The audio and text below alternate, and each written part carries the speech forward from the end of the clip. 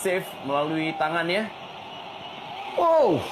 Dan Rifki Mokodompit menahan 2 tendangan penalti membuat Sriwijaya FC menjadi juara Indonesia Super League dengan menjadi pemenang di Perang Bintang 2012.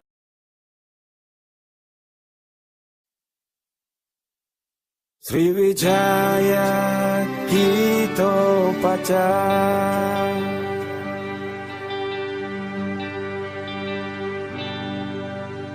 mari kita satukan hati,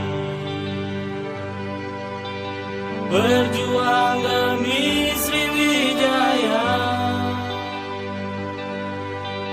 Kejayaan raih kembali, Palembang raih prestasi. Laskar Wong kita, itulah kami. Sriwijaya kita pacar.